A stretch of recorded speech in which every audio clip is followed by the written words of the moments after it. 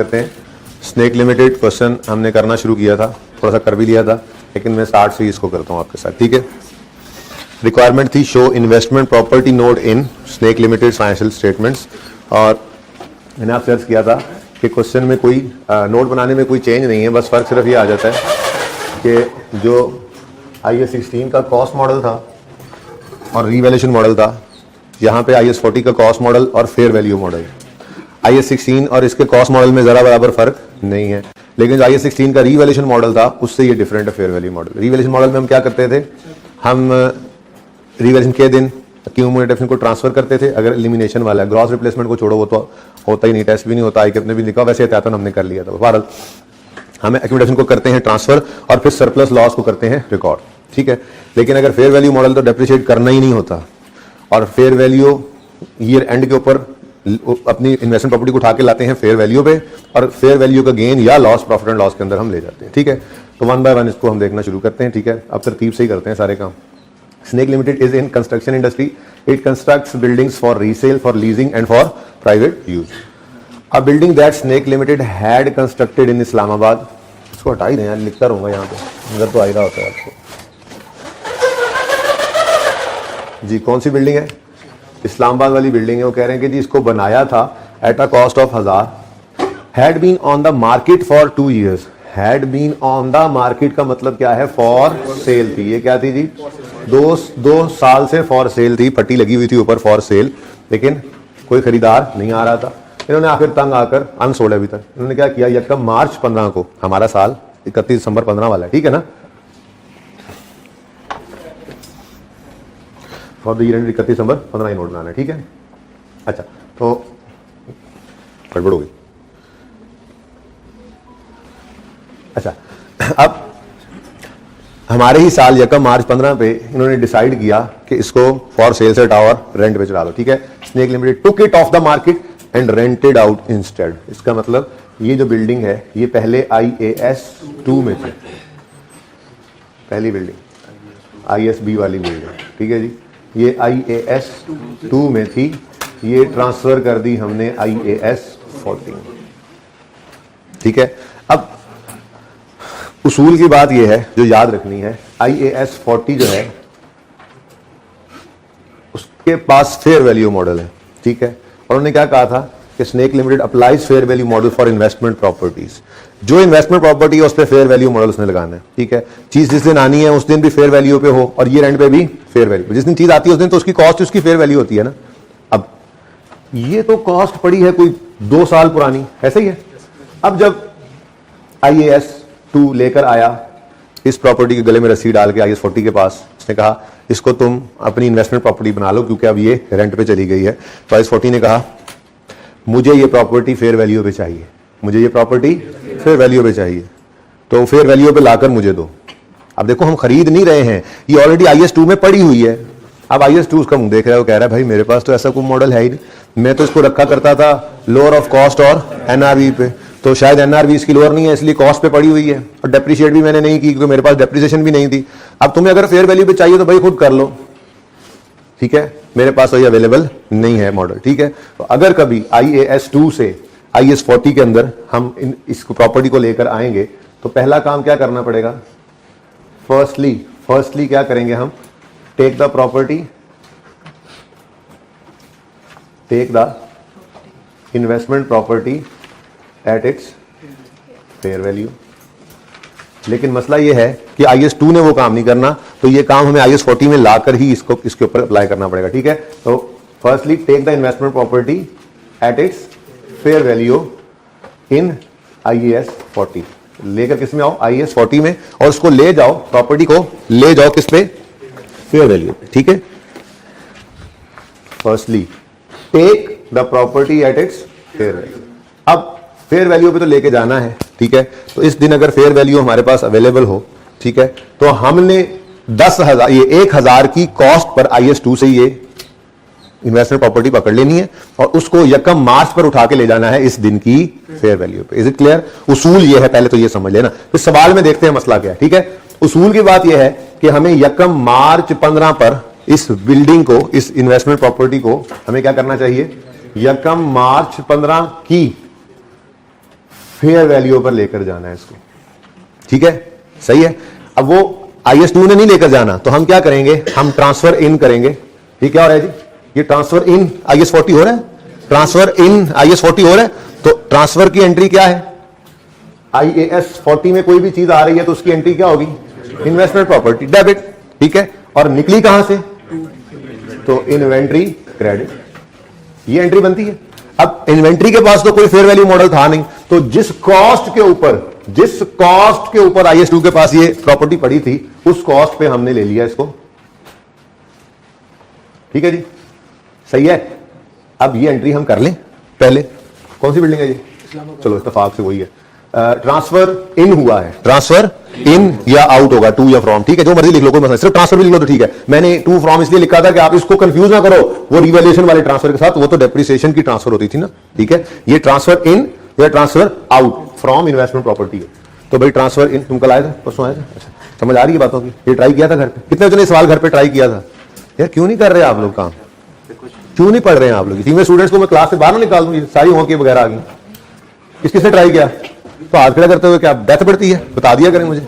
अच्छा ओके जी, गैरतमंद लोग करके आए होंगे, बाकी जो दूसरे हैं जो गैरतमंद नहीं है, ठीक है, वो थोड़ा सा होश कर लें, ठीक है, अपने वालिदैन भी रहम कर लें, खुद पे नहीं करना तो। अच्छा अब ट्रांसफर इन हुआ, ट्रांसफर भाई ये यहां से लगा के रखें, वो जगह में लगाया गया, ठीक है, यहां से। अच्छा ट्रांसफर इन हुआ, इन्वेस्टमेंट प्रॉपर्टी डेबिट, इन्वेंट्री तो हम नहीं ना बना रहे, ठीक है, इन्वेंट्री का तो लेजर नहीं बना रहे, इन्वेंट्री को प्रेजेंट नहीं कर रहे, तो इन्वेस्टमेंट प्रॉपर्टी हो गया डेबिट, कितने से, 1000 से। अब फेयर वैल्यू मॉडल है, बोलो फेयर वैल्यू मॉडल है, तो फिर हमने क्या करना है, मैंने आपको सिखाया हुआ है कि हाँ हम इसको लेकर आएंगे, हम लेजर बना लिया करें, फेयर वैल्यू मॉडल हो लेजर बना। तो वर्किंग वन में आज बना रहा हूं इसकी इन्वेस्टमेंट प्रॉपर्टी, कौन सी, इस्लामाबाद वाली। देखो 1 जनवरी 15 पर ओपनिंग कितना था, 0 था भाई, हाँ ओपनिंग कोई नहीं था। ये इस्लामाबाद बिल्डिंग इस साल के पहले दिन इन्वेस्टमेंट प्रॉपर्टी थी ही नहीं, ठीक है, सही है। अच्छा अब 1 मार्च है, 15 को ये इन्वेंट्री है, इन्वेस्टमेंट समझ लेना, इन्वेस्टमेंट प्रॉपर्टी डेबिट, इन्वेंट्री 1000 से क्रेडिट कर दिया हमने, ठीक है। अब उसूली तौर पे ना, उसूली तौर पे ये जिस दिन आई है बिल्डिंग, इसी दिन इसको उठाकर ले जाओ फेयर वैल्यू पे। तरतीब क्या होनी चाहिए, वर्किंग सिखा रहा हूं फिलहाल, तो ये अप्लाई नहीं हो रही, ठीक है, क्या कर सकते हैं, मजबूरी है, जगह यहां बना लें यार।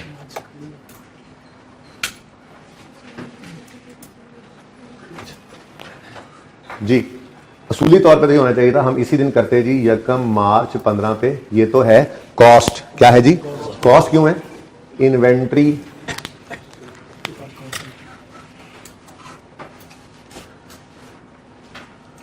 इन्वेंट्री से ही आया ना, ठीक है, इन्वेंट्री से ही आया है, और इन्वेंट्रीज के पास तो कॉस्ट ही पड़ी थी, ठीक है, तो ये इन्वेंट्री से आ गई कॉस्ट, ठीक है। तरीका सिखा दूं, सवाल में ये नहीं करना पड़ना था मजबूरन, लेकिन तरीका तो सीख के रखे ना, ठीक है।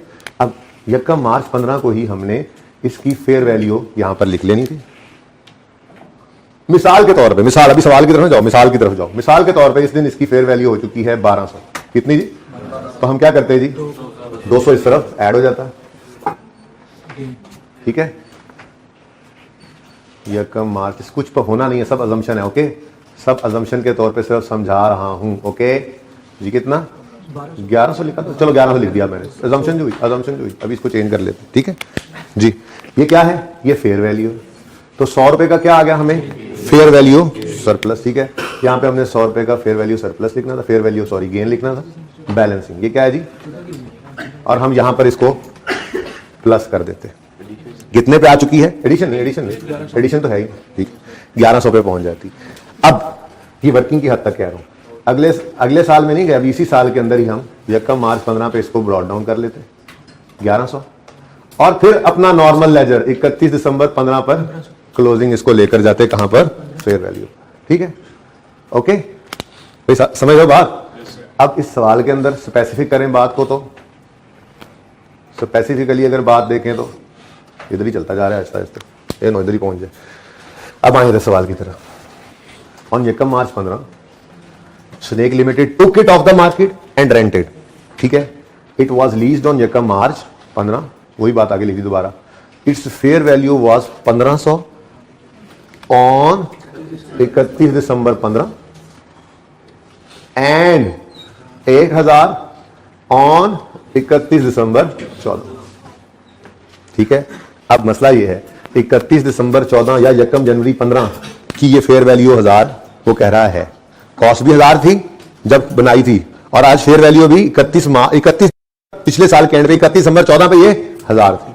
अब यकम मार्च 15 की सवाल के अंदर फेयर वैल्यू मिसिंग है। ठीक है, सवाल के अंदर यकम मार्च 15 की फेयर वैल्यू क्या है, मिसिंग है। तो अज्यूम करेंगे कि यार 2 महीने में भी प्रॉपर्टी है ना, कितनी को वैल्यू बदल गई होगी। जो 31 दिसंबर 14 या यकम जनवरी 15 की फेयर वैल्यू है, ठीक है, अज्यूम क्या करेंगे, assume it as fair value of यकम मार्च 15। ठीक है, ये मजबूरन क्या किया हमने,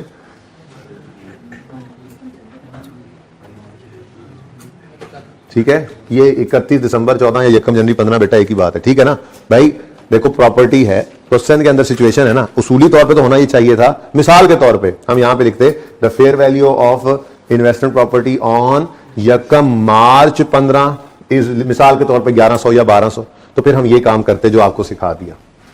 ठीक है, लेकिन फॉर्मेट इसका ऐसे ही रख लेते हैं। ठीक है, अब हुआ क्या, हमने कहा जी इसकी फेयर वैल्यू भी इस दिन क्या है 1000, अज्यूम करना पड़ा क्योंकि जो 1-2 महीने पहले की इन्वेस्टमेंट प्रॉपर्टी की फेयर वैल्यू भी कितनी को बदल जाएगी। ठीक है, प्रॉपर्टी है ना, प्रॉपर्टी की वैल्यू कोई हर महीने नहीं बदल रही होती, 1 साल 2 साल लगते हैं इसको बदलने में। तो अगर 2 महीने पहले की फेयर वैल्यू गिवन है तो फिर मार्केट में दोबारा जाते हुए कहते हैं हाँ यार यही होगी almost fair value. In the absence of information हमें मजबूरन इसी को फेयर वैल्यू लेना पड़ा। भाई सही है, तो फिर इस दिन हमारा कोई फेयर वैल्यू गेन या लॉस नहीं है। ठीक है, लेकिन हमने एक फॉर्मेट बना लिया अपने पास कि अगर इस दिन की फेयर वैल्यू दे देता यकम मार्च की तो हम ये काम कर लेते। ठीक है, लेकिन अभी कोई गेन कोई लॉस नहीं है और यही 1000 हमारे पास पड़ा हुआ है। ठीक है, there is no fair value adjustment यकम मार्च पे। इन्वेंट्री ने जो हमें दी प्रॉपर्टी वो उस दिन फेयर वैल्यू पे ही है, इत्तेफाक से फेयर वैल्यू पे है, तो बस ठीक है, ये हमारी स्टार्टिंग डेट की फेयर वैल्यू होगी। इस दिन ये इन्वेस्टमेंट प्रॉपर्टी आ गई हमारे पास, ये फेयर वैल्यू इसकी डीम्ड कॉस्ट है इन्वेस्टमेंट प्रॉपर्टी के लिए, अब यही कॉस्ट है। अब ये रेंड आया और ये रेंड में उसने कहा इसकी फेयर वैल्यू कितनी है 1500, तो अब वो कल वाला काम। ठीक है जी, 1500, 1000 से 1500 पे जाना है तो 500 का फेयर वैल्यू गेन आ गया। ये बैलेंसिंग फिगर है और ये प्रॉफिट एंड लॉस में जाती है। ठीक है, सही है, तो 500 से इन्वेस्टमेंट प्रॉपर्टी डेबिट, अगर इसकी एंट्री करूं तो ये एंट्री हमने किस दिन की भाई, यकम मार्च 15 पर। ठीक है, और फिर यकम मार्च 15 पर ही एक एंट्री हो सकती थी फेयर वैल्यू एडजस्टमेंट की, इन्वेस्टमेंट प्रॉपर्टी बढ़ भी सकती थी कम भी हो सकती थी, लेकिन वो एंट्री हुई नहीं। ठीक है, वो जगह मैंने खाली छोड़ दी। क्यों, फेयर वैल्यू मिसिंग थी तो मैंने अज्यूम किया कि वही इसकी फेयर वैल्यू है 2 महीने पहले वाली। ठीक है, और फिर ये एंड पे आए 31 मार्च 15 पर हो 31 दिसंबर 15 पर। ठीक है, और इस दिन हमने लेजर बनाया हुआ है, उससे हमें क्या पता लगा, ये रिक्वायर्ड नहीं है। अच्छा, इन्वेस्टमेंट प्रॉपर्टी ये सिर्फ आपको समझाने की, डेबिट और fair value gain profit and loss account में क्रेडिट 500। ठीक है जी, Islamabad property is over, there is no disposal in this property, closing balance is 1500, अपनी फेयर वैल्यू पे नजर आ रही है, बिल्कुल सही नजर आ रही है।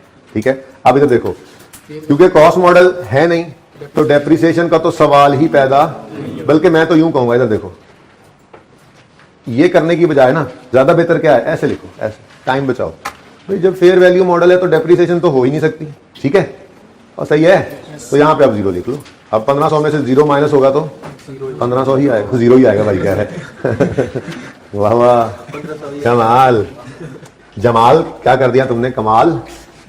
ये समझ आ गया, ये थोड़ा सा ट्विस्ट था, मैंने कहा तैयारी कर लें, कभी हो भी जाता है। अभी तो सवाल में नहीं हुआ, लेकिन टेस्ट वाले सवाल में हो जाए तो अगर इन्वेंट्री से, अभी इसका टेबल भी बना लेंगे इन्हीं उसूलों को देखते हुए। ठीक है ना, लेकिन टेबल जब बनाएंगे तो आपको सब कुछ वैसे ही पता होगा। ठीक है, तो इन्वेंट्री से हमारे पास जब प्रॉपर्टी आएगी तो इन्वेंट्री के पास तो फेयर वैल्यू मॉडल है नहीं, उसने हमें कॉस्ट पकड़ानी है। उसने हमें क्या पकड़ानी है जी, कॉस्ट। हम उसी दिन उसको उठा के ले आएंगे फेयर वैल्यू पे, कोई गेन लॉस होगा तो उसी दिन ट्रांसफर करेंगे प्रॉफिट एंड लॉस में, रिकॉर्ड कर लेंगे। ठीक है, फिर ये एंड पे अपनी पुरानी प्रैक्टिस।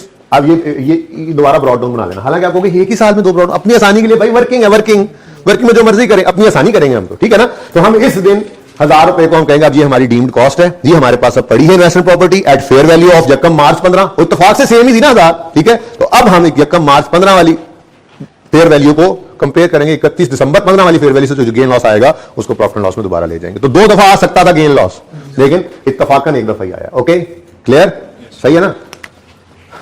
तो ये क्या है, ये फेयर वैल्यू ही है, इत्तेफाक से फेयर वैल्यू ही है, इसको फेयर, जी जाहिर सी बात है बेटा, दो जब गेन आते तो दोनों को लिखते, क्योंकि दोनों ड्यूरिंग द ईयर आए इसी साल के अंदर, मार्च भी इसी साल में और दिसंबर भी इसी साल में, ठीक है, दोनों को ऐड करके लिखते हैं। अगर लॉस गेन होता तो नेट कर देते,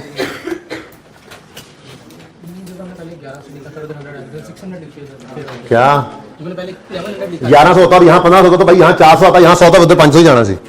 हाँ 600 करने के लिए यहाँ 1600 आना जरूरी था ना, ठीक है। सोचा बस इतना करो जितना कहा जाए, ठीक है, जितना कहा जाए, वरना पता नहीं क्या सोचोगे। अच्छा भाई, इस्लामाबाद प्रॉपर्टी इज ओवर, डिब्बे बन गए, केक पड़ गए। ओह फेयर वैल्यू, मुफ्त वाले नहीं, मुफ्त fair value model, depreciation method कोई ना, मुफ्त के नंबर क्यों छोड़े, आगे बढ़े। Okay, the fair value of a building in Balochistan, ये करवा दिया था, लेकिन चलो अब तरतीब में चल रहा है काम तो कर ले। The fair value of a building in Balochistan rented out to tenants, का मतलब ये इन्वेस्टमेंट प्रॉपर्टी ऑलरेडी है, ठीक है, यानी ओपनिंग में भी पड़ी होगी, has never been determinable, fair value कभी डिटर्मिन की ही नहीं जा सकती थी। तो स्टैंडर्ड ने इसके लिए फिर माफी दी है, वरना तो आपको बताया अगर fair value model investment property पे आप अप्लाई कर रहे हो तो जितनी इन्वेस्टमेंट प्रॉपर्टीज है फिर सब पे फेयर वैल्यू मॉडल, ये नहीं कि जहां पे फायदा हो वहां पे फेयर वैल्यू लगा लो, जहां पे नहीं, वो कहते हैं एक ही रखो फिर। हाँ फिर स्टैंडर्ड ने एक्सेप्शन दी, अगर कोई ऐसी प्रॉपर्टी आपके पास है जिसकी फेयर वैल्यू डिटर्मिन हो ही नहीं सकती, अब वो सवाल ने कह दिया हो ही नहीं सकती, नेवर बीन डिटर्मिन, तो फिर क्यों आप बलूचिस्तान चले जाओगे पता करने, पर्चे से उठ पर्चा रखो यार मैं दर देख के आता हूं, क्यों नहीं डिटर्मिनेबल, सवाल कह रहा है नहीं डिटर्मिनेबल, कुछ भी हो सकता है, 100 वजूहत हो सकती हैं, ठीक है, तो never been determinable, it's never been, तो भाई फेयर वैल्यू डिटर्मिन नहीं हो सकती, तो स्टैंडर्ड ने गुंजाइश दी ऐसी प्रॉपर्टी को, बाकी को बेशक इन्वेस्टमेंट प्रॉपर्टीज को आपने फेयर वैल्यू रखा, इसको कॉस्ट पे रख लेना। हाँ कुछ एडिशनल डिस्क्लोजर्स होंगे वो पढ़ लेते हैं, ठीक है, वो पढ़ेंगे डिस्क्लोजर्स के अंदर, वो बस ये बताना पड़ेगा कि जी क्या हुआ, 3-4 बातें स्टैंडर्ड ने कही हैं, अगर ऐसा हो जाए और इसको कॉस्ट मॉडल पे रख लिया है तो 3-4 बातें इजाफी बता दो, क्या ये बिल्डिंग कहां है जी, बलूचिस्तान में है, फेयर वैल्यू क्यों डिटर्मिन हो सकती जी, ये जरा दूर दराज इलाके में भी वहां मार्केट नहीं है, ठीक है जी, और एक आधी और बात ऐसे ही, ठीक है, तो कोई अगर रेंज है, कोई अंदाजा है, कोई अंदाजे लगा दो यार, हाँ जी अंदाजे के तौर पर मिसाल 1500 की होनी चाहिए थी अगर यहाँ मार्केट होती, तो ऐसी कुछ बातें 2-4 लिख के बता दो यूजर को, लेकिन आप फेयर वैल्यू पे जा नहीं सकते, एग्जैक्टली पता नहीं है आपको। अब ये सारी बातें जितनी सवाल में गिवन होंगी उतनी बताएंगे ना, जैसे अब इसके बारे में फिलहाल तुम्हें इतना ही पता है कि fair value building of Balochistan has never been determinable, ठीक है, तो सब नोट्स के अंदर ये बात सिर्फ लिख देनी है आपने कि fair value has never been determinable, गल खत्म, ठीक है, समझ गए। तो बल्कि लिख ही ना ले, चलो लिख लेंगे बाद में, याद रखना बार, ठीक है, वो अगर अब वर्किंग उधर ना चली जाए इसलिए मैंने एहतियातन फिलहाल जगह छोड़ दी है, इसको याद रखना, सिर्फ ये लिखना है। फिलहाल तो ये किस पे है, कॉस्ट मॉडल पे है, तो जिंदगी आसान है। इंट्रो में वापस चले गए, ठीक है जी, इंट्रो में चले गए और हमें बताया गया इट वॉज कंप्लीट ऑन यकम जनवरी 12, 3-4 साल पहले, एड ये कॉस्ट है इसकी। अब रीवैल्यूएशन मॉडल का तो जवाब ही नहीं था, एक फेयर वैल्यू मॉडल था, वो इसमें फॉलो हो नहीं रहा, तो फिर इसका मतलब ये बिल्डिंग अपनी कॉस्ट पे पड़ी होगी, 31 दिसंबर 14 पे भी कॉस्ट पे होगी और यकम जनवरी 15 पे वही ओपनिंग कॉस्ट बनेगी, तो कॉस्ट कितनी है 5000, 31 दिसंबर 14 में क्लोजिंग 5000, तो यकम जनवरी 15 का ओपनिंग भी यही 5000 आ गया। हाँ जी, कोई ट्रांसफर इन आउट हुआ, कोई एडिशन, फेयर वैल्यू एडजस्टमेंट इसमें हो ही नहीं सकती, डिस्पोजल भी इसमें कोई नहीं था, ठीक है जी, तो ये 5000 पे ही पड़ी। कॉस्ट मॉडल जो हुआ, अब कॉस्ट मॉडल है तो फिर ये ट्रिगर हो जाएगा, ठीक है। अब छोटी सी वर्किंग की थी यहाँ पे वैसे, अब वर्किंग ये चल रही है तो चलो यहाँ पे ही वर्किंग 2 कर लेते हैं, वर्किंग 2 बलूचिस्तान बिल्डिंग, बस वर्किंग 2 लिख लिया, पता लग जाएगा हमें, ठीक है। अच्छा अब 31 दिसंबर 14, ठीक है, क्योंकि ये नोट है यकम 31 दिसंबर 15 का, तो ओपनिंग बैलेंसेस यकम जनवरी 15 पे चाहिए। बस एक आदत बना ली ना, हर बार को नई चीज थोड़ा याद करनी है, उसूल पक्का रखते हैं ताकि हमेशा फिर वो याद रहे।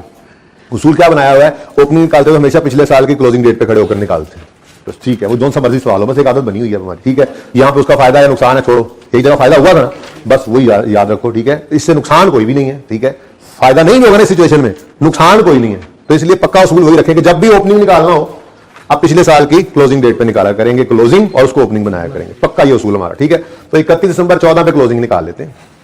अब हमने खरीदी थी बिल्डिंग बनाई थी या खरीदी थी 1 जनवरी 12 पे। एक्यूमुलेटेड डेप्रिसिएशन के अंदर कॉस्ट मॉडल है तो 12, 13 और 31 दिसंबर 14 तक 3 साल की डेप्रिसिएशन पड़ी होगी, ठीक है जी। तो इधर देखो एक्यूमुलेटेड डेप्रिसिएशन निकाल रहा हूं, ठीक है, बल्कि इधर ही कर लेते हैं ना डायरेक्ट, ऐसे कौन अंग्रेजियां लिखता रहे। 5000 कॉस्ट, रेजुअल वैल्यू 1000 और लाइफ है किधर की लाइफ, ये 10 ईयर, तो रेलेवेंट है लाइफ, ठीक है। तो 5000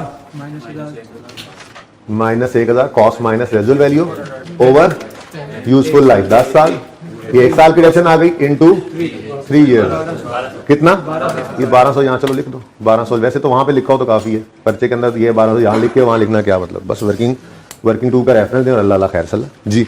तो ओपनिंग आ गई है ये हमारे पास 1200, ठीक है। इधर देखो इस तरह से ना दे दिया करो, ये वर्किंग कौन सी थी 1 लिख दिया हमने, ये भी ना कर ले अभी तो काम पता है क्या बोल रहा 1 2 1 मिक्स नो, चलो ठीक है, ठीक है मर्जी आप, वर्किंग 1, ठीक है 500 से आया था और ये 1200 वर्किंग 2 से आ गया। अब कॉस्ट मॉडल है, इस साल की डेप्रिसिएशन भी चाहिए तो वर्किंग 3 इसकी कर लें, हालांकि उसी को यूज कर सकते थे लेकिन चलो cost minus residual value over useful life, 1 साल की डेप्रिसिएशन है 400, दोबारा लिख दिया आप लोगों के लिए मैंने, ठीक है। तो 400 की डेप्रिसिएशन आ गई फॉर द ईयर और इसको वर्किंग 3 का रेफरेंस लगा लें। डिस्पोजल इस बिल्डिंग में कोई नहीं था तो ये डिब्बा क्या टोटल आता है इसका 1600 और 3400 आ गई बुक वैल्यू।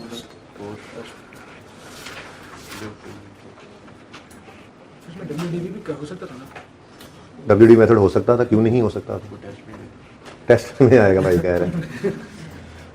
चलो ज़हनी तौर पे तो आप तैयार होते हो ना, अच्छा ही है, बस यही चाहिए और क्या चाहिए। तो बस पास कर, अगर तो 50% मार्क्स टेस्ट में ले रहे हो तो आप लोगों को खुशखबरी है इंशाल्लाह, अगर ऐसे ही पढ़ते पढ़ते पेपर तक गए तो पास भी हो जाओगे। अगर टेस्ट मुश्किल हो और 50% मार्क्स ले लो मतलब ठीक जा रहे हो ना आप जी। कौन सा मॉडल है भाई, कॉस्ट मॉडल, स्ट्रेट लाइन और 10 ईयर्स।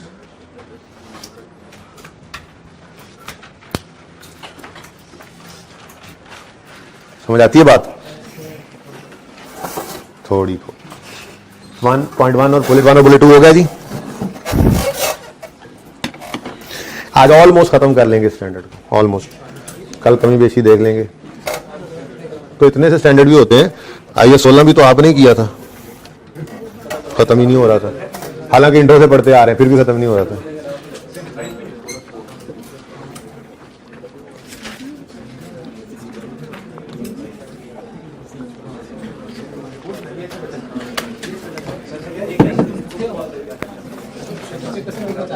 हाँ जी पूछें, किसकी रिवीजन भाई, असेसमेंट के लिए बच्चे कह रहे हैं रिवीजन कैसे करनी है। तो यार IAS 16 के कोई 2 सवाल कर लो एंड वाले जो मुश्किल लगे थे, जिसमें सब कुछ हो, एडिशन हो, डिस्पोजल हो, रिवैल्यूएशन हो, ठीक है, आपकी रिवीजन हो जाएगी 2 सवालों से भी। फिर IAS 36 में तो 5 लेक्चर्स है टोटल, वो 4 से 5 घंटे में रिवाइज हो जाना है। वो लेक्चर नोट्स में ही जो काम करवाया, जो क्लास वर्क में किया उससे ज्यादा नहीं करना, उसी को रिवाइज कर दो। IAS 23 के अंदर आप, क्योंकि अभी ताज़ा पड़ा हुआ है, ये असल रिवीजन ऐसे नहीं करनी एंड वाली, फिलहाल ताज़ा चूंकि पड़ा हुआ है, चीजें याद हैं, तो एंड पे जो 2-3 सवाल आपने बड़े वाले किए थे, अल्फा ट्रेडिंग हो गया, ग्रेनाइट कॉर्पोरेशन हो गया, उसके अलावा पावर या स्पिन में से कोई एक, ये 3 सवाल 4 सवाल कितनी देर लग जानी है, इसको करें, ये टॉपिक भी रिवाइज हो जाएगा। और IAS 40 तो वैसे ही रनिंग के अंदर है, तो ऐसे रिवीजन करनी है, रिलैक्स हो जाए, कोई नहीं आपने कोई सारे सवाल करने बैठ जाना। जब नोट है, एक बार 2 सवाल नोट के पी के बना लोगे ना, 2 नोट, आपका सारा रिवाइज हो जाएगा, अभी ताज़ा पड़ा हुआ है ना चीजों को, ठीक है। तो 2 सवाल कोई से भी जो मुश्किल हो जरा वो कर लें अपने PPE में से, और IAS 36 सारा कर लें रिवाइज, ठीक है। IAS 23 में आखिरी 3 सवाल कर लें, काफी है। स्पिन इंडस्ट्रीज कर लें, ग्रेनाइट कॉर्पोरेशन कर लें, अल्फा ट्रेडिंग कर लें, ठीक है, ये काफी होंगे इंशाल्लाह इसकी रिवीजन में। और IAS 40 तो चल ही रहा है, इसको सारा ही करना क्योंकि ये बिल्कुल रिसेंट है। ओके, पास होना है लाजमी, कोशिश करके। ओके अच्छा जी, ऑन 30 सितंबर 15 हमारे ही साल में क्या हुआ, snake limited evicted the tenants from a building in Karachi, IAS 40, क्योंकि टेनेंट्स के पास थी ना खाली कराई, IAS 40 था, ठीक है। And moved its head office into the building instead. ठीक है जी। अब ये कराची बिल्डिंग में IAS 40 से IAS 16 में जा रहे हैं। On this day the fair value was 4000, the remaining useful life and reserve value was 500, the fair value of building was 3000 on 31 December 14। मुझे ये बताओ, ये the remaining life was 5 and residual value was 500 कहाँ use होगा? हाँ, तो ये PPE के अंदर जाके फेयर वैल्यू मॉडल है यहाँ पे, तो वो यूज करता है cost model for property plant equipment. हाँ, मजबूरन हमें बलोचिस्तान बिल्डिंग के लिए भी ये यूज करना पड़ा, क्योंकि वो मैंने बताया एक्सेप्शन है स्टैंडर्ड की, अगर नहीं फेयर वैल्यू डिटरमिन हो सकती कोई बात नहीं। हाँ, लेकिन इसमें कहाँ यूज होने? Property plant equipment. उसका नोट हम बना नहीं रहे, इसलिए मैंने इस पैरा के ऊपर क्या कर दिया, बल्कि मैं यूं कह रहा हूं, वैसे तो काटना आपने ऐसे ही काटने का, सफे के ऊपर काट रहे हो, ठीक है, मैं तो इसको ऐसे, ठीक है, ये मेरे लिए यूजफुल नहीं है, ठीक है। हाँ, इसने यूज होना है कहां पे? जब PPE का नोट बन रहा होगा वहां पर ये जो बिल्डिंग आएगी कराची वाली, ठीक है ना, हेड ऑफिस बिल्डिंग, ओके। हाँ, लेकिन इसलिए हमारे पास, इसके लिए हमारे पास जरूरी है फेयर वैल्यूज का होना, जो 31 दिसंबर 14 पे भी मौजूद है और 30 सितंबर 15 पे भी मौजूद है, ठीक है। अब ये जो कराची बिल्डिंग है, दूसरी कौन सी चीज? बलोचिस्तान बिल्डिंग कॉस्ट मॉडल पे थी, ठीक है ना, कॉस्ट मॉडल पे थी और कोई ट्रांसफर नहीं थी, ओके। ये यहीं पे थी, ऑलरेडी IAS 40 में ही पड़ी थी, कॉस्ट मॉडल पे IAS 40 में ही पड़ी थी, ठीक है। देयर इज नो ट्रांसफर, इसमें कोई ट्रांसफर नहीं आई थी, ओके, सही है। अच्छा, थर्ड बिल्डिंग हमारी आई कराची बिल्डिंग, इसमें हम क्या कर रहे हैं जी? IAS 40, डिब्बा में IAS 40 पे लगा रहा हूं, क्यों? क्योंकि हम नोट IAS 40 का बना रहे हैं, तो हमने देखना IAS 40 के अंदर से कोई चीज जा रही है तो क्या ट्रीटमेंट है, उधर आ रही है तो क्या ट्रीटमेंट है, ठीक है। तो IAS 40 से ये प्रॉपर्टी गई है IAS 16, ठीक है जी। अब उसूल वही है भाई, उसूल वही है। IAS 40 ने चूंकि फेयर वैल्यू मॉडल पे है, तो जब प्रॉपर्टी पकड़ानी है IAS 16 को, तो पहले क्या करना है? हाँ, take the investment property at its fair value in IAS 40, ठीक है। IAS 40 में रहते हो इसको फेयर वैल्यू पे लेकर जाना। अब इधर देखो,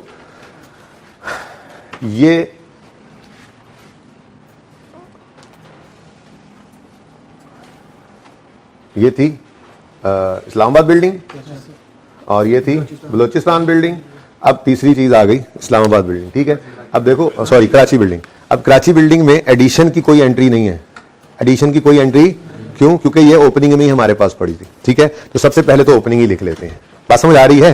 अब 31 दिसंबर, 1 जनवरी 15 का ओपनिंग चाहिए ना, तो हमारा असूल 31 दिसंबर 14 का क्लोजिंग निकालेंगे क्या उसने दिया हुआ है? 31 दिसंबर 14 पे 3000 इसकी फेयर वैल्यू है, ठीक है। हम भी फेयर वैल्यू मॉडल पे चल रहे हैं, यानी पिछले साल के एंड पे ये 3000 पे नजर आ रही थी, समझ आती है बात। तो इस साल के शुरू में भी ये जी, तो लाइट चली गई थी। मैं यह कह रहा था कि 31 दिसंबर 14 की शाम को ये फेयर वैल्यू पर ही नजर आ रही थी 3000 पे, तो 1 जनवरी 15 की सुबह भी ये इसकी फेयर वैल्यू ही होगी 3000, ठीक है जी, ये ओपनिंग में, ठीक है। यानी जो इस तरह की एंट्री हुई 1 मार्च 15 में इस्लामाबाद की प्रॉपर्टी में, वो नहीं हो रही, क्यों?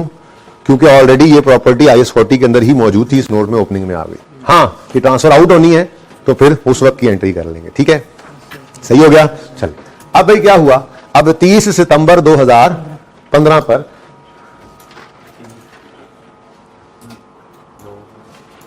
ये बिल्डिंग हो रही है ट्रांसफर, लेकिन मसला क्या है?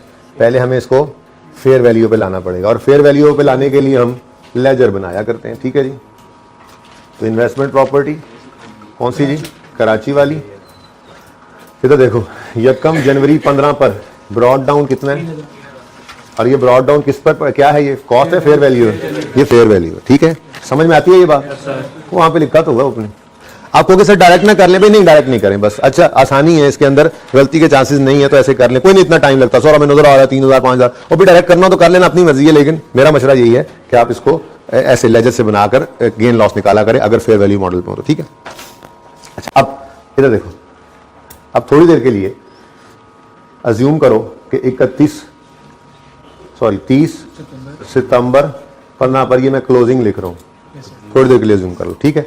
अच्छा, अब 30 सितंबर 15 पे ये क्लोजिंग फेयर वैल्यू होनी थी, अगर ये साल एंड हो जाता है यहां पे, ठीक है। और वो क्या कह रहे हैं? On 30 September 15, on this day the fair value was 4000, तो ये 4000 की इसकी फेयर वैल्यू आ गई, तो 1000 रुपया फेयर वैल्यू गेन आ गया। ठीक है, ये fair value gain balancing figure है और ये जाएगी प्रॉफिट एंड लॉस। ठीक हो गया। चलो पहले ये काम कर लेते हैं। 3000 से इसको बढ़ाया हमने। अब माजरत पहले फेयर वैल्यू एडजस्टमेंट लिख लेते हैं, कल लिख लेते तो मैं आज भी लिख लेता, लेकिन चूंकि कल मैंने पहले इस तरह से लिख दिया था तो मैंने कहा आप लोग नोट कर रहे होंगे सोल्यूशन, इसलिए मैंने इस तरतीब को नहीं बदला। फर्क को नहीं पड़ता, थोड़ा सा ध्यान से देख लेंगे। अगर फेयर वैल्यू एडजस्टमेंट यहां पड़ी होती ना तो 3 जमा 1 4 हो जाता और 4 ट्रांसफर होते हुए आसानी नजर आती। ठीक है, लेकिन आप अभी भी कर सकते हैं 4। ये बात समझ आई है मेरी? फेयर वैल्यू एडजस्टमेंट यहां पड़ी होती ना और ट्रांसफर नीचे होता, तो 3000 पे प्रॉपर्टी पड़ी थी, 1000 से बढ़ के 4000 हुई और 4000 को ट्रांसफर करना है अब हमने, तो ये आसानी से नजर आएगा। लेकिन कोई बात नहीं, अब क्योंकि कल वाला फॉर्मेट ये बना हुआ था इसलिए मैंने इसको छेड़ा नहीं है क्लास में। ठीक है ना, और सही है। अच्छा इधर देखो, ये क्लोजिंग में नहीं है, ये क्लोजिंग में नहीं है, करना ऐसे ही है, वर्किंग है ना हमारी। ठीक है, जैसे मर्जी करते रहे, पहले क्लोजिंग लिख के गेन लॉस निकाल लिया जैसे सीखा हुआ था। अब ये क्लोजिंग में तो नहीं पड़ा, ये तो यहां से क्रेडिट करके डेबिट कर दिया है हमने IAS 16 में, यानी कि पहली एंट्री 30 सितंबर पे जो पहली एंट्री है वो क्या पड़ेगी? Investment property debit fair value gain profit and loss में, जो यहां पे करते उस दिन की फेयर वैल्यू होती तो नहीं थी ना, लेकिन आज फेयर वैल्यू है। ठीक है, कितना? अब 1000 से ये इन्वेस्टमेंट प्रॉपर्टी बढ़ गया, बढ़ के पहुंच गया 4000 पे। समझ आ रही है? अब इस 4000 को हमने फेंक दिया IAS 16 के PPE में, तो ये क्रेडिट इन्वेस्टमेंट प्रॉपर्टी हुआ है और डेबिट प्रॉपर्टी प्लांट एंड, तो ये एंट्री जो पड़ी है ना, ये ऐसे हुई है, property plant equipment debit investment property credit 4। अब बात समझ आई? 1000 से पहले बढ़ाओगे तो 4000 पे पहुंचेगी प्रॉपर्टी और फिर 4000 को ट्रांसफर किया। तो अब इधर देखो 31 दिसंबर 15 पर फिर क्लोजिंग क्या बच गया? 0। लेकिन मैंने वहां पे क्लोजिंग इसलिए लिखा था ताकि आप जरा आसानी से ये गेन लॉस निकाल सकें। बात समझ आ रही है या नहीं समझ आ रही है? आपने समझ आ रही है ये बात? ये मुश्किल तरीन बात है। बाकी डिस्पोजल अभी करवाना है, इसलिए सवाल के अंदर नहीं डाला हुआ था। डिस्पोजल तो बिल्कुल आसान है, बिल्कुल वैसा ही है। ठीक है, बात समझ में आती है? अच्छा जी, चलो फिर जो होना है वो तो हो गया।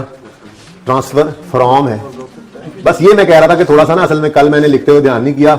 आप मसला नहीं है, पर्चे में भी यही कह रहा हूं, कोई मसला नहीं है। ठीक है, 3000 की प्रॉपर्टी थी, 1000 से बढ़ के क्या हुई? 4000 पे, और ये 4000 निकल गया। मैं सिर्फ ये कह रहा था कि अगर यही ऊपर पड़ा होता ना तो 3 जमा 1 4 होता और फिर 4 माइनस, तो आप पूरा कंफर्टेबल होते। लेकिन अभी भी कंफर्टेबल ही है, बता दिया आप तो कंफर्टेबल ही है। 3000 की प्रॉपर्टी पड़ी थी साल के शुरू में, 1000 से बढ़ी, कितने में पहुंच गई? 4000 से इसको हमने क्रेडिट करके PPE को, अब PPE में जब ये जाएगी ना पहले दिन, तो इसकी 4000 कॉस्ट होगी। जाहिर सी बात है, जिस दिन चीज पहले दिन जाती है किसी भी चीज प्रॉपर्टी प्लांट में कोई भी ऐसे जाता तो उस दिन की फेयर वैल्यू होती थी ना उसकी कॉस्ट, ये उस दिन उसकी कॉस्ट बन जाएगी। आगे फिर वो खुद ही जाने, उसका काम जाने। इसमें तो निकाल के बाहर फेंक दिया, एडिशन कोई था नहीं, डिस्पोजल नहीं है, ये ट्रांसफर है, डिस्पोजल नहीं है, ये यूज बदला है हमने, हमारे पास ही है। बहरहाल क्लोजिंग तो फिर भी क्या हो गया? ठीक है, डन जी, क्लियर है? अब इधर देखो, वैसे ही ये फेयर वैल्यू मॉडल पे था, ठीक है, और रहा भी नहीं। ठीक है, और यहां पर भी 0 हो गया। तो मेरा नहीं ख्याल इसको लिखने की जरूरत है, लेकिन चलो आपको जी ओपनिंग में पढ़ा है तो ठीक है यार, फेयर वैल्यू मॉडल था, फेयर वैल्यू मॉडल था, लिख दो। ये ओपनिंग में तो पढ़ा है ना? हाँ, नहीं लिखना चाहिए, मैं गलत बोल रहा हूँ, शायद मैंने सही बात नहीं की थी। ओपनिंग में तो पढ़ा है ना, तो लिख दो कि कौन सा मॉडल था। ऐसे नजर तो आ रहा है ना, लिख दो। लिखने की जरूरत है जी, लाजमी लिखेंगे। ओके, अच्छा चलो जी, अब क्या रह गया? अब तो कुछ भी नहीं रह गया, अब तो सवाल भी समझ आ गया। ठीक है, अब अपना लाहौर रह गया बस PSL जीतने से, बाकी तो सभी हो गए।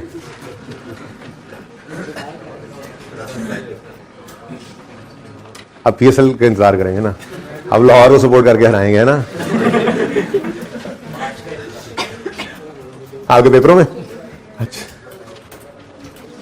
कराची भी चैंपियन, मुल्तान भी चैंपियन, पेशावर भी चैंपियन, इस्लामाबाद भी, लाहौर है, बाकी सारे चैंपियन लाहौर है। अच्छा जी, कोई नहीं, लाहौर ऑन 30 सितंबर 15, इसी दिन snake limited leased out the old head office. मैंने ऐसे कहानी बनाई ना सवाल के अंदर के, जैसे लाहौर से इन्होंने कराची में शिफ्ट कर दिया अपना ऑफिस ना, ठीक है, तो लाहौर वाला फिर उन्होंने क्या किया, जो पहले हेड ऑफिस के तौर पे यूज कर रहे थे उसे किराए पे दे दिया। ठीक है ना, on 30 September 15 snake limited leased out यानी rented old head office building in Lahore. ठीक है, यानी कि ये लीज पे अब गई, रेंट पे अब गई, और पहले ये क्या थी? हेड ऑफिस बिल्डिंग, मतलब पहले IAS 16 में थी ये लाहौर वाली बिल्डिंग, IAS 16 में थी और IAS 40 में चली गई।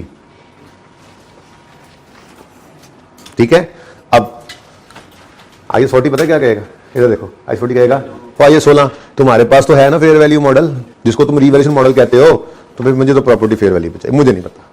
यानी क्या करना है, take the investment property at its fair value in IAS 16, in IAS, यानी ये फेयर वैल्यू का मतलब क्या है जी, रीवैल्यूड अमाउंट पर लेकर जाओ। उसने कहा भाई तुम अपना मॉडल लगाओ, इसको तुम अपने हिसाब से फेयर वैल्यू पे लाओ और मुझे वो फेयर वैल्यू ट्रांसफर करो। ठीक है, नो इशू, 1 मिनट का, ये तो इस पे वैसे ही हमारा हाथ बड़ा सीधा है जी। ठीक है, तो ये हो गई जनाब हमारी इस्लामाबाद की बिल्डिंग, ये बलूचिस्तान, ठीक है जी, और ये कराची वाला खाता चल रहा है इधर। ठीक है, अब लाहौर की बारी आ गई।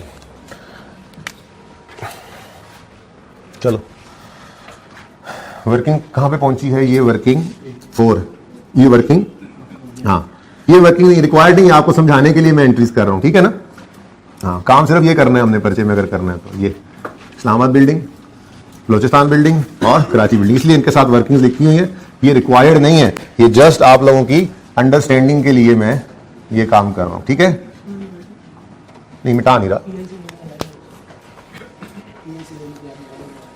क्या कह रहा है ये, हाँ तो ले लो पिक, क्या कोई मैंने लाइन ही लगाई है। अच्छा, मार से आए तुम रेंजर खान से हो मेरी तरह, अच्छा नहीं मैं रेंजर खान से नहीं आया, लेकिन भारत। अच्छा जी सुने, 30 सितंबर पे प्रॉपर्टी आ गई, कहां से, इन्वेस्टमेंट प्रॉपर्टी में IAS 16 से। ठीक है, तो वर्किंग करेंगे अपनी वही वाली, वर्किंग नंबर 5, वर्किंग 5, वही डेट, डिस्क्रिप्शन, बिल्डिंग, बिल्डिंग है ना, revaluation, surplus, profit and loss. ठीक है, अब पढ़ते हैं इसको। 30 सितंबर पे ये बिल्डिंग हमने रेंट आउट की, यानी इन्वेस्टमेंट प्रॉपर्टी में ट्रांसफर की, तो 30 सितंबर पे पहले हमें रिवैल्यू करना पड़ेगा इसको, IAS 16 में रखते हुए फिर IAS 40 के अंदर ट्रांसफर करेंगे। IAS 2 ने ऐसा क्यों नहीं किया था, IAS 2 ऐसा क्यों नहीं कर सकता, take the investment property at fair value in IAS 40 क्यों, देखो यहां पे तो कराची बिल्डिंग पड़ी ही IAS 40 में थी, तो IAS 40 में रहते हुए फेयर वैल्यू पे आ गई, लेकिन जब किसी पराये से IAS 40 में आना है तो उसकी फेयर वैल्यू को पराये में ही हमने लेकर आना है, पहले फेयर वैल्यू में लाना है और फिर अपने पास लेकर आना, ट्रांसफर करना है। तो यहां पे क्यों नहीं किया, इसके पास फेयर वैल्यू मॉडल था ही नहीं, जिसके पास फेयर वैल्यू मॉडल है उसको कहा तुम खुद करके दो इसको फेयर वैल्यू पे। ठीक है, तो वो उसके फेयर वैल्यू मॉडल रिवैल्यूएशन है। ठीक है, अच्छा जी, तो the original cost was 4000, acquired on 30 सितंबर 13, पुरानी बात है, on which date the total useful life was 10 years and its residual value was nil। ठीक है जी, ये अब रेलेवेंट है। ठीक है, क्योंकि हमें पहले इसको fair value was 3700 on 31 December 15 and fair value on 30 September 15 was equal to its, कमाल हो गया, ये जानबूझ के रखा गया था। अब टेस्ट वाले सवाल के अंदर ऐसा थोड़ी होगा, उसमें तो सरप्लस आएगा।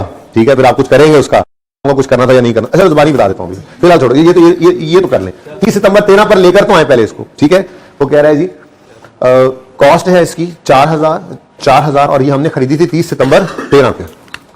ठीक है, 30/9/13 पर कॉस्ट है 4000।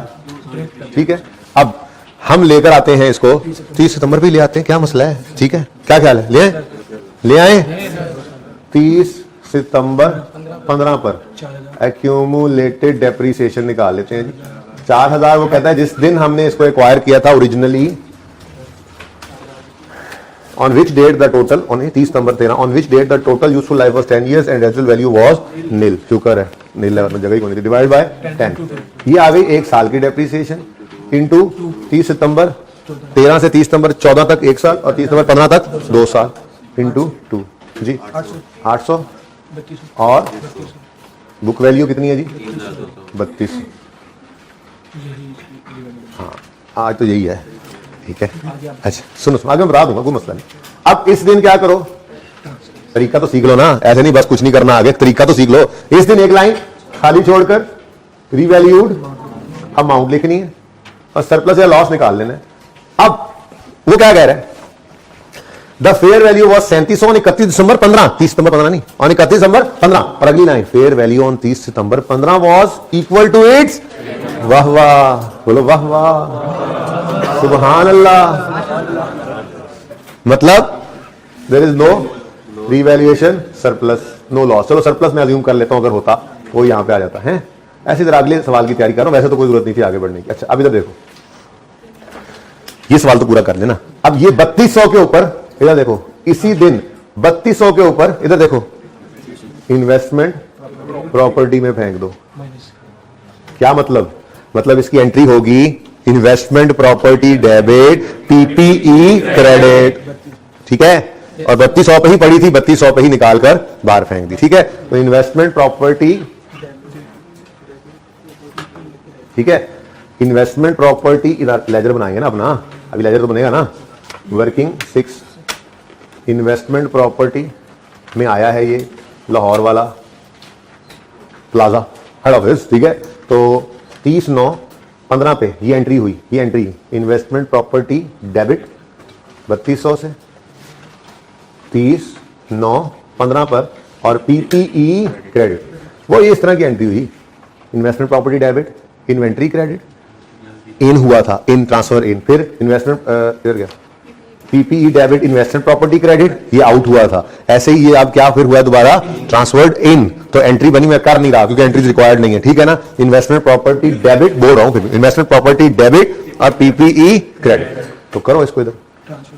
इन्वेस्टमेंट ओपनिंग कुछ नहीं था, ये लाहौर वाली बिल्डिंग पहले इन्वेस्टमेंट प्रॉपर्टी साल के शुरू में नहीं थी, ठीक है। और फिर कितना, 3200 से इन्वेस्टमेंट प्रॉपर्टी डेबिट और पीपीई क्रेडिट, ठीक हो गया। अब मजे की बात, ये ऑलरेडी किस पे है, क्योंकि आज 16 नहीं हमें फेयर वैल्यू पे करके दीजिए, ठीक है ना। इन्वेस्टमेंट, तो ये काम मुझे नहीं करना पड़ेगा कि ये जिस दिन आएगी इस दिन कॉस्ट है और फिर फेयर वैल्यू पे लाओ और फिर करो, क्यों, IAS 16 हमारा दोस्त हमें फेयर वैल्यू पे करके देगा। तो मसला सिर्फ इसी में आना है, इन्वेस्टमेंट, ये इन्वेंट्री में, इन्वेंट्री जब आएगी इन्वेस्टमेंट प्रॉपर्टी, तो उसके पास तो फेयर वैल्यू मॉडल था नहीं ना, तो पहले लाएंगे इन्वेस्टमेंट प्रॉपर्टी में एट कॉस्ट, फिर उसी दिन जिस दिन आई है उस दिन एक क्लोजिंग ऐसे निकाल के फिर ओपनिंग बना लेना, तो आपका मसला हल हो जाएगा यहाँ, ठीक है। वरना तो मसला कोई नहीं, अगर IAS 16 से आएगी तो, IAS 16 से आएगी तो फेयर वैल्यू पे, और अगर IAS 16 की तरफ जा रही है, कहीं भी जा रही है, इन्वेस्टमेंट प्रॉपर्टी से जा रही है, तो वो भी फेयर वैल्यू पे खुद ही लाकर ही भेजेगा इसको, ठीक है ना। इजी है, मुश्किल नहीं। ओके, अब भाई बाद वाला काम तो आपको पता ही है, हमने क्या करना है भाई, 31 दिसंबर 15 पर क्लोजिंग, इस दिन की फेयर वैल्यू ले लेनी, और वो कितनी है जी, 3700। ये देखो, the fair value was 3700 on 31 दिसंबर 15, 3700, तो 500 का हमें क्या आ गया जी, fair value gain, balancing figure है जो कि प्रॉफिट एंड लॉस में जाएगी, ठीक है। ओके, मुझे लगता है सवाल खत्म हो गया।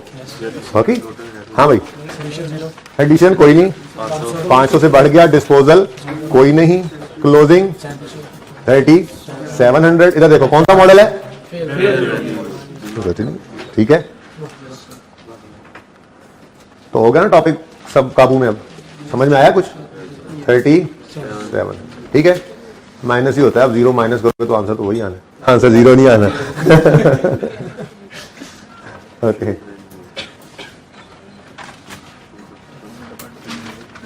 डब्बे में डब्बा,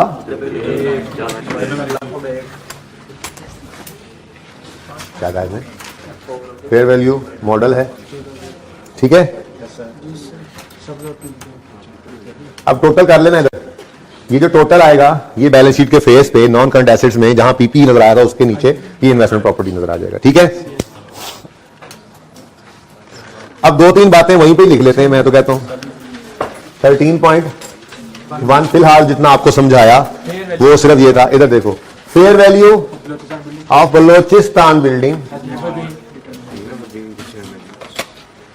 हैज नेवर, वो वही जुमला ला देख रहा हूं, हैज नेवर बीन डिटर्मिनेबल। इधर देखो, बस इतनी सी बात सवाल में लिखी हुई है, तो हम भी तो इतनी सी लिख सकते हैं। आगे कुछ लिखा होता, ड्यू टू मतलब it is situated in far away areas या रिमोट एरियाज या there is no active market या कोई कहानी में लिखी हुई होती, वो एज इट इज लिख देते बस, ठीक है ना। हाँ, बताना है यूजर को, रिक्वायरमेंट है ये, बताना है उसको कि भाई फेयर वैल्यू डिटर्मिनेबल किस बिल्डिंग की नहीं है और क्यों नहीं है। जैसे जैसे वो एथोपियन बकरा जी, एथोपिया का ये बकरा है, इसकी फेयर डिटर्मिन इसलिए नहीं हो सकती क्योंकि गुजरांवाला में ये अकेला है, अब इसकी मार्केट डेवलप नहीं हुई। तो ये बातें बस वो सवाल में जो जितनी लिखी होगी वो लिख के दे देंगे, डन। अच्छा, एक लाइन ये दी हुई है, ये क्या है? Rentals earned from investment property total 2000। क्या करेंगे?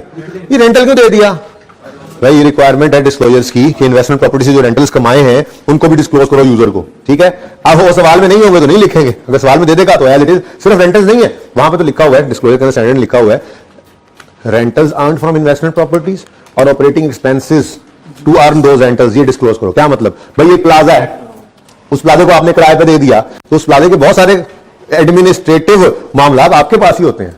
जनरेटर आपने लगा के दिया हुआ है, सिक्योरिटी का आपने इंतजाम किया हुआ है, और छोटे मोटे काम ऐसे जो होते हैं, ठीक है, उन्होंने लोगों ने अपने बिजली के बिल खुद भरने हैं, ठीक है, उन्होंने जो है वो अपने दुकानों के किराए देने, जो रेंटल्स आने हैं आपको, ठीक है, लेकिन आपने सिक्योरिटी उनको दी हुई है, आपने जनरेटर उनको दिया हुआ है, ठीक है, उसके चार्जेस आप उससे ले रहे होंगे, लेकिन खर्चे भी तो आपके हो रहे हैं, ठीक है। तो एडमिनिस्ट्रेटिव खर्चे जो होंगे उस रेंटल प्रॉपर्टी को एडमिनिस्टर करने के जो खर्चे हैं वो भी तो होंगे ना, वो खर्चे भी डिस्क्लोज करो, और जो रेंटल्स कमाए वो भी डिस्क्लोज करो। अब सवाल में जो गिवन होगा एज इट इज वो लाइन उठाकर यहां पे लिख देनी है, कोई चेंज करने की जरूरत नहीं है। जैसे यहां पर सिर्फ उन्होंने क्या बताया, रेंटल्स, अगर यहां पे वो बता देते साथ एक्सपेंसेस भी तो वो भी एज इट इज लिख देते। तो ऐसी ऐसी ऐसी लाइन उठाकर लिखो, rentals earned from investment properties total 2000।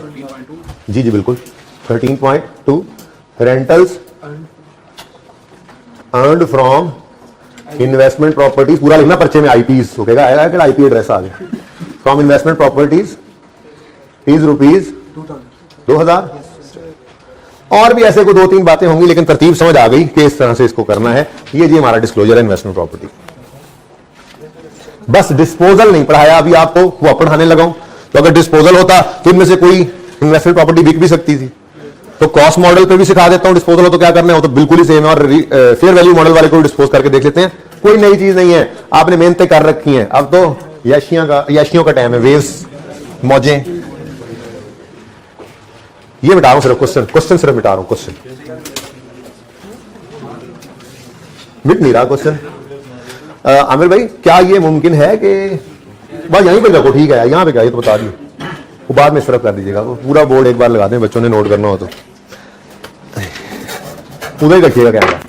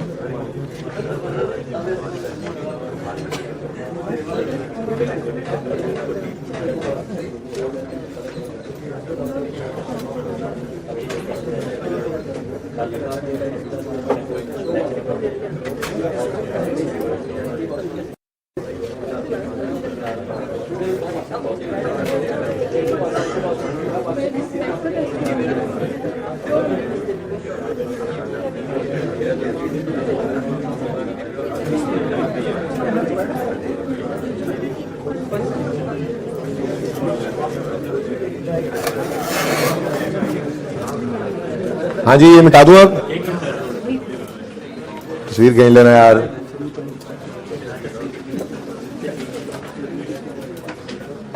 अगर 1 मिनट में कर सकते हो तो कर लो।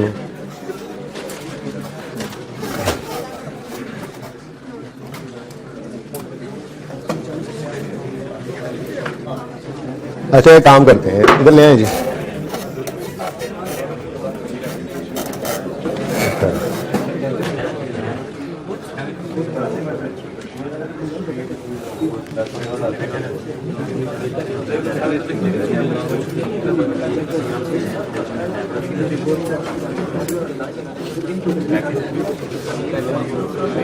चलिए अब एक छोटी सी समरी बना लेते हैं, क्योंकि बहरहाल सारे केसेस तो अभी भी नहीं ना सामने आए।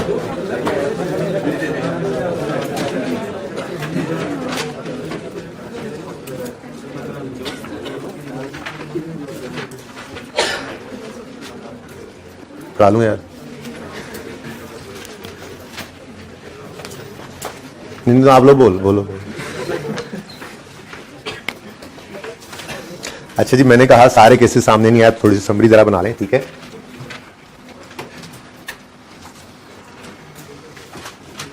IAS 2 नहीं, IAS 40 को पहले, IAS 40 इन्वेस्टमेंट प्रॉपर्टी से ट्रांसफर किया आपने IAS 16 PPE में। क्यों ना कुछ करें, देखो क्या करेंगे। हाँ जी, take the investment property at its fair value in IAS 40 and then transfer to IAS 16।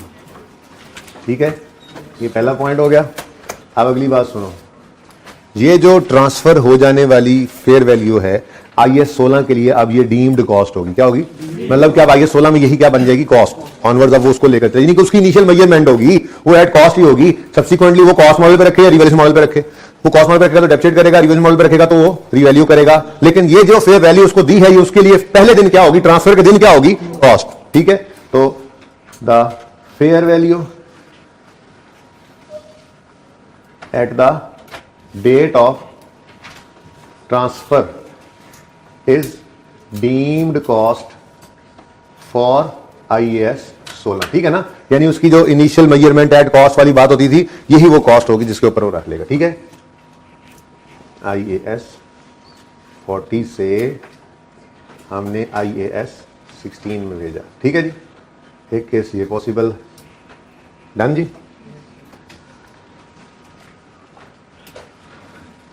ऐसे करके टेबल सब बना लेते हैं। बुक के अंदर टेबल चेंज नहीं कर सका मैं, वाई कैप वाली बुक का टेबल एज इट इज जरा, एक तो थोड़ा कंप्लीट नहीं, दूसरा थोड़ा मुश्किल लिखा हुआ है, तो हम अपने हिसाब से बना लेते हैं, आसान बातें लिख लेते हैं। तो ये एज इट इज नोट कर लें साथ साथ, फिर आप इसी सफ़े को बेशक वाड़ के बुक के अंदर चिस्वा कर दीजिएगा। ठीक है, हाँ हो गया चिस्पा, बस ठीक है। सेकंड, IAS 40 इन्वेस्टमेंट प्रॉपर्टी से IAS 2 इन्वेंटरीज में ट्रांसफर करो।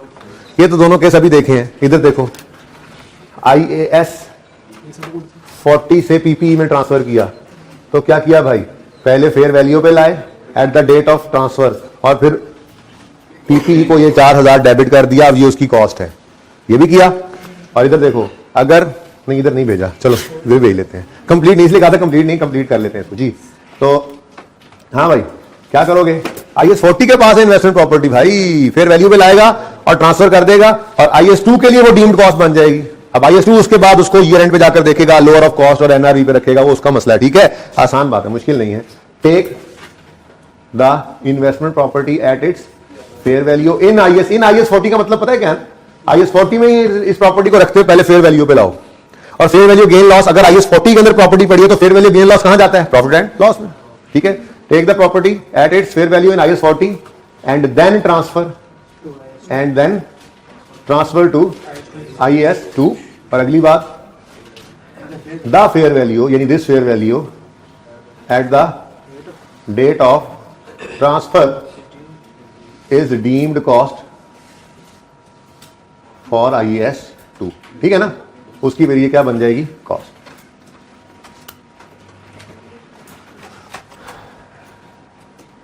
वैसे भी थोड़ा ऐसे ना, कहते हैं ना, वो बॉटम लाइन पकड़ में आ जाए ना, तो फिर जो मर्जी करता रहे सवाल के अंदर, जहां मर्जी ट्रांसफर करते हैं, हमें पता है IAS 16 को फेयर वैल्यू चाहिए अगर फेयर वैल्यू मॉडल पे है। अब अगर आ रही है प्रॉपर्टी तो वो कहेगा IAS 16 यार, IAS 40 कहेगा फेयर वैल्यू दो, अब अगर तो अगले के पास फेयर वैल्यू मॉडल कोई है लाइक IAS 16 का रिवैल्यूएशन मॉडल, तो वो उसको फेयर वैल्यू पे ला कर दे देगा। और अगर अगले के पास नहीं है फेयर वैल्यू मॉडल जैसे IAS 2, तो फिर ये कहेगा चलो आन दो, और खुद ही उसको फेयर वैल्यू पे उठाकर उसी दिन ले जाएगा। ठीक है भाई, बॉटम लाइन यही है बस। ठीक है, और जाते हुए तो सब कोई फेयर वैल्यू पे करके भेजेगा अगर फेयर वैल्यू मॉडल पे चल रहा है तो। ठीक है ना। अच्छा, थर्ड है जी IAS 16 प्रॉपर्टी प्लांट इक्विपमेंट से IAS 40 इन्वेस्टमेंट प्रॉपर्टी में अगर कोई चीज आ जाए तो ये देखो ना, कहानी तो ये चल रही है। इन्वेस्टमेंट प्रॉपर्टी से गया उधर, और ये PPE से इन्वेस्टमेंट प्रॉपर्टी में आया। ठीक है, अब इधर देखो, अब क्या कहेगा IAS 16 को, मुझे फेयर वैल्यू चाहिए। वो कहेगा कोई मसला नहीं है, मेरे पास है फेयर वैल्यू मॉडल। ठीक है, जिसको मैं रिवैल्यूएशन मॉडल कहता हूं। ठीक है, वो यार वो तो बात बताना ही भूल गया। चलो ये ट्रांसफर पूरी हो तो याद करना, कि याद कराना कि मैं बता दूंगा आपको।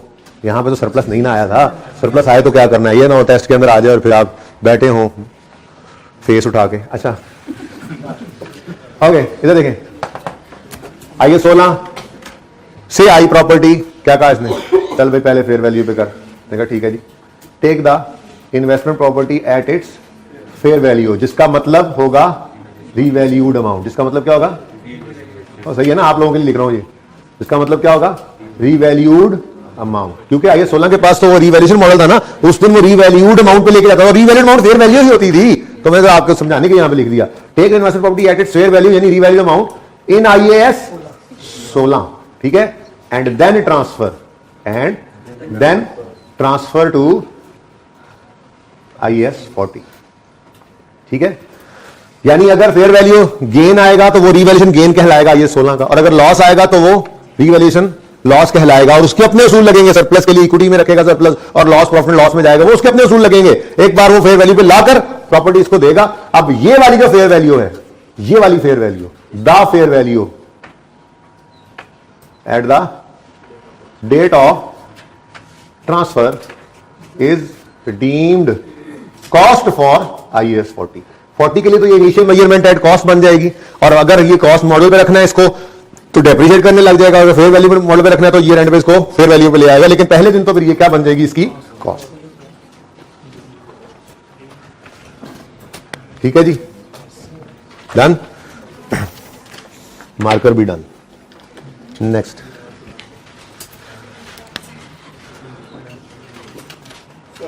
IAS 2। अच्छा, ये भी हमने करके देख लिया इधर।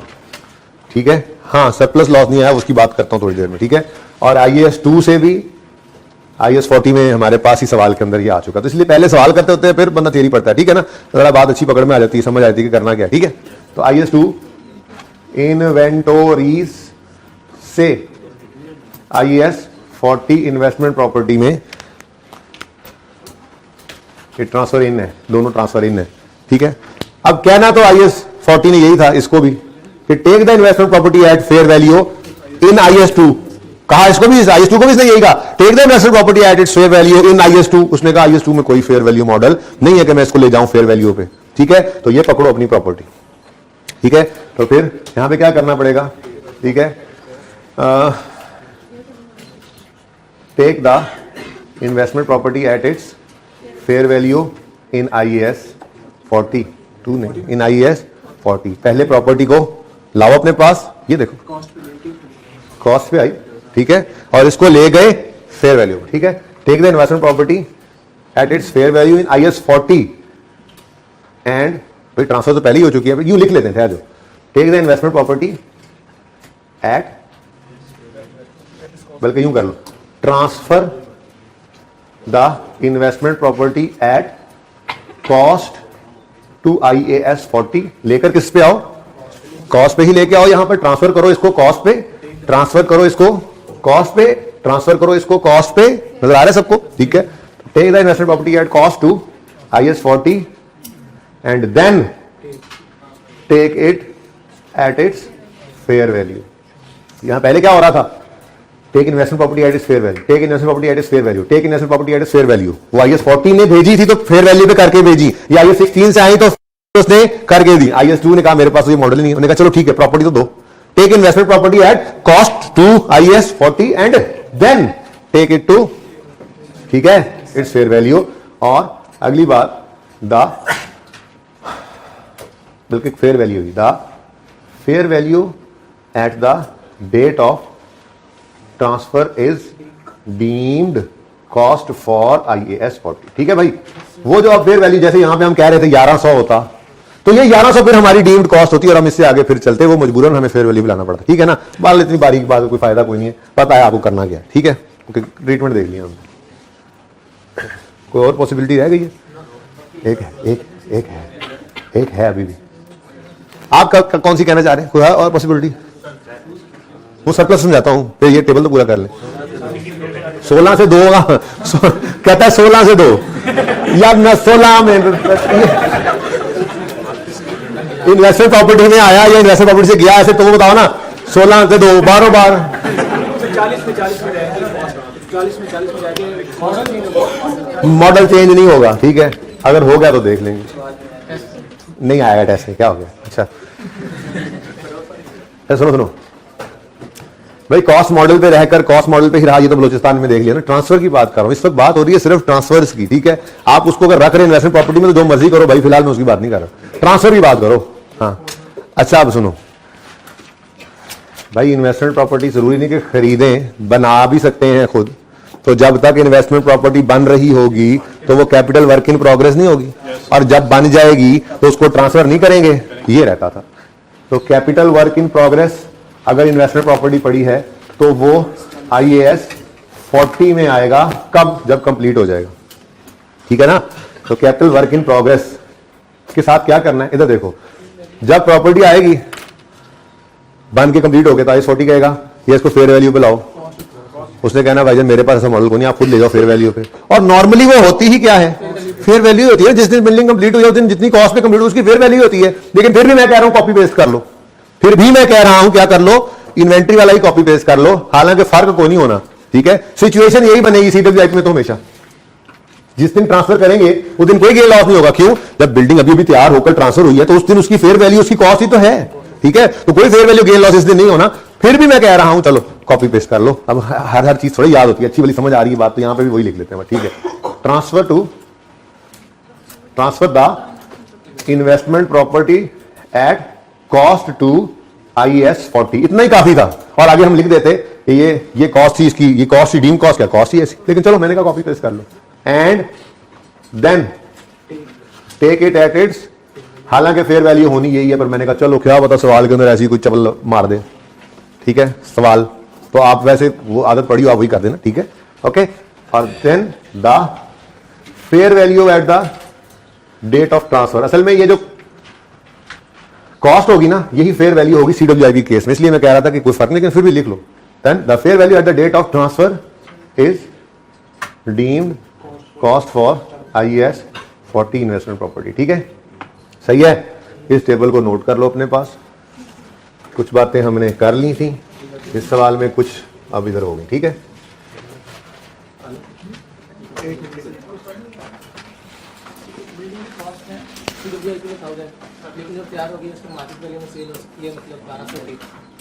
तो वही उसकी फेयर वैल्यू की। भाई पूछ रहे हैं बिल्डिंग की कॉस्ट है 10,000, ठीक है, और जिस दिन वो ट्रांसफर हो रही है उस दिन उसकी मार्केट वैल्यू 12,000 है, तो भाई 12,000 उसकी फेयर वैल्यू है। तो बिल्कुल उसको अगर फेयर वैल्यू मॉडल पे हो तो उसको पहले तो लोगे कॉस्ट पे, और उसी दिन उसको उठा के फेयर वैल्यू पे ले जाकर 2,000 का गेन रिकॉर्ड करोगे, फिर पूरा साल उसको रखोगे अपने पास, साल के एंड पे फिर चेक कर लोगे। ठीक है, इसलिए तो कहा कि ये लिख लो अगर ऐसा कुछ हो जाए तो। हाँ, सरप्लस, इधर देखो भाई, बड़ी अहम बात, यहां पर मिसाल के तौर पे 100 रुपए का सरप्लस आ जाता, ठीक है, फॉर एग्जांपल। ठीक है, तो ये 3300 पे यहां ट्रांसफर होता, 3300 होता ना यहां, मिसाल के तौर, मिसाल दे रहा हूं। ठीक है, ये आपने तस्वीर खींच ली थी ना, इसको बता सकता हूं ना मैं, 3300 और यहां पे आ जाता 100, ठीक है, और ये 3300 ट्रांसफर होकर यहां पे चला जाता, ठीक है ना, और यहां पे फिर वो जैसे होता है, ठीक है, 400 आ जाता मिसाल, सवाल यूं बदल जाता। अब क्वेश्चन ये आता है जहन में, इन्वेस्टमेंट प्रॉपर्टी तो गई, इस सरप्लस का क्या करें? रिटेन अर्निंग में फेंक दें? रियलाइज हो गया ये। आप देखो ये एक थोड़ा सा प्रॉब्लम है, लेकिन प्रॉब्लम नहीं है। देखो 100 का सरप्लस पड़ा है, लेट इट बी, पड़ा रहे, ठीक है। देखो अगर तो ये डेप्रिशिएट हो रही होती बिल्डिंग तो ये भी साथ साथ ट्रांसफर हो जाता, वो तो काम हो नहीं रहा, यहां पे तो कुछ बचा ही नहीं, ठीक है। आप हो जिसको ट्रांसफर कर दे रिटेन्ड अर्निंग में, वो मुमकिन नहीं है क्योंकि ये अभी भी रियलाइज दरअसल नहीं हुआ, ठीक है। वो तो IAS 40 का फेयर वैल्यू मॉडल है ना, जो भी कहते हैं कि अब आइए इन्वेस्टमेंट प्रॉपर्टी, तो अब आइए, पहले तो नहीं थी ना, तो ये सरप्लस उसके अंदर रहते हुए आ गया, अब ये पड़ा रहेगा। ये जब तक पड़ा रहेगा तब तक एसेट एक्चुअल में बिक नहीं जाता, जिस दिन एक्चुअल में बिकेगा उस दिन इसको उठा के रिटेन्ड अर्निंग में फेंक देना। यानी कि ये काम जब करोगे ना IAS 16 से IAS 40 में जब ट्रांसफर करोगे, तो जिस दिन ट्रांसफर किया उस दिन जो सरप्लस या लॉस आएगा, वो सरप्लस मसला सरप्लस के था, वो सरप्लस को क्या करना, यहीं पे छोड़ देना एज इट इज, इसको कुछ नहीं करना, ठीक है। ये बताना था। अच्छा जी, अब आज की आखिरी बात करें, अपनी बुक्स ओपन करें इन्वेस्टमेंट प्रॉपर्टी में। मुझे एक बुक दिखा दें, यहां पे सबके पास एक ही है।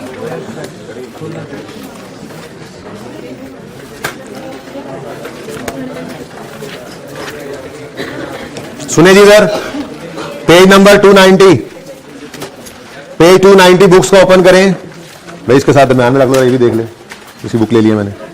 पेज 290 बुक्स को ओपन करें। लर्निंग ऑब्जेक्टिव 1 जो है इसको पढ़ के आना है आपने, 2 को फिलहाल छोड़ दें, पार्टली ऑक्युपाइड बिल्डिंग पढ़ाना है आपको।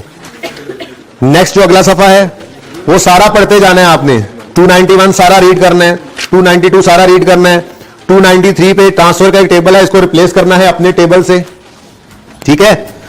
और गेन लॉस असल में आपको होमवर्क में देना चाह रहा था, डिस्क्लोजर्स मैं कल खुद पढ़ा दूंगा, पढ़ना चाहो तो एक बार पढ़ लेना ना, आपको पता लगेगा हाँ ये सब कुछ हम कर रहे थे। एनीवेज, ये जो गेन और लॉस ऑन डिस्पोजल है, एक नीचे एग्जांपल गिवन है, आपको नजर आ रही है, ये एग्जांपल आपका होमवर्क बगैर करवाया आपका होमवर्क 293 पे लर्निंग ऑब्जेक्टिव 4 में जो एग्जांपल पढ़ी है, ठीक हो गया। उसके बाद डिस्क्लोजर्स को रीड करना चाहो तो बेशक कर लेना। और ICAP क्वेश्चन बैंक 1 ये आपका होमवर्क है, 301 पेज पे, 301 पेज पे ICAP क्वेश्चन बैंक 1, नाम है इसका विक्टोरिया। अल्लाह हाफिज।